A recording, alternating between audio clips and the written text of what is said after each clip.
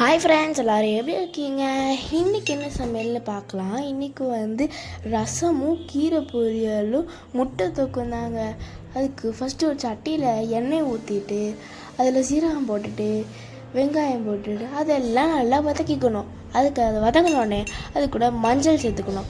மஞ்சள் சேர்த்துட்டு அதையும் நல்லா வதக்கி விட்டு அது கூட கீரை சேர்த்து கீரையும் நல்லா வேகிற அளவுக்கு சேர்த்துக்கணும். அதுக்கப்புறமா ஒரு மிக்ஸி ஜாரில் இஞ்சி பச்சை மிளகாயை போட்டு அரைச்சி அதையும் இந்த கீரையோடு சேர்த்துக்கணும். கீரையோடு சேர்த்து நல்லா கிண்டி விட்டோன்னா நம்மளோட கீரை பொரியல் ரெடி. அதை நல்லா கிண்டி விடணும், கிண்டாமல் விட்டுறாதீங்க.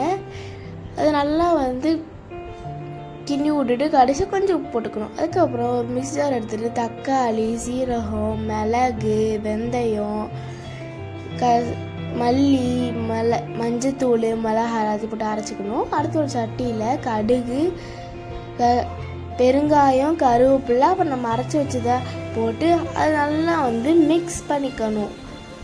அதையும் நல்லா மிக்ஸ் பண்ணதுக்கப்புறமா மஞ்சத்தூள் போட்டுட்டு நம்ம அந்த புளி காய்ச்சி வச்சதை அதோடு சேர்த்துட்டு அதை நல்லா கொதிக்க விட்டு அது நல்லா கொதிக்க விட்டதுக்கப்புறம் அது கூட புதினா சேர்த்து அது இன்னொரு சட்டிக்கு ட்ரான்ஸ்ஃபர் பண்ணால் நம்மளோட ரசம் ரெடி. அதுக்கப்புறமா ஒரு சட்டியில் எண்ணெய் ஊற்றிட்டு வெங்காயம் போட்டுட்டு வெங்காயம் வதங்குற அளவுக்கு கிண்டிட்டு அதில் உப்பு கொஞ்சம் போட்டுட்டு கருவேப்பிலை போட்டுட்டு அதை நல்லா கிண்டினதுக்கப்புறமா நம்ம அரைச்சி வச்சதில் கொஞ்சம் இருந்துச்சு அதையும் சேர்த்துக்கணும்.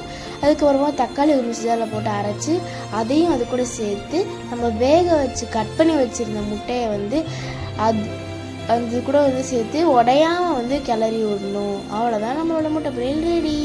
அதுக்கப்புறமா நாங்கள் டிஃபனுக்கு தோசை, முட்டை தொக்கு, சட்னி வச்சு சாப்பிட்டோம். அப்புறம் மதியத்துக்கு கீரை, முட்டை தொக்கு, ரச சாப்பாடு. பாய். நாளைக்கு என்ன ரெசிபின்னு நாளைக்கு பார்ப்போம். கொஞ்சம் சப்ஸ்கிரைப் பண்ணிடுங்க.